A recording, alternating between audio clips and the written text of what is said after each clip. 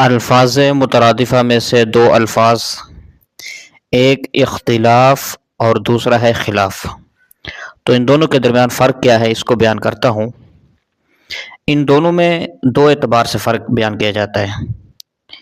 پہلا فرق تو یہ ہے کہ جو اختلاف ہوتا ہے وہ جانبین سے ہوتا ہے، لیکن جو خلاف ہے وہ جانب واحد سے ہوتا ہے۔ یہ ایک فرق ہو گیا۔ اور دوسرا فرق یہ ہے کہ اختلاف کے اندر طرق اور مقاصد ہر دو میں تباین اور تغایر ہوتا ہے، اور اتحاد مقاصد کے ساتھ مباین طرق کو خلاف کہا جاتا ہے۔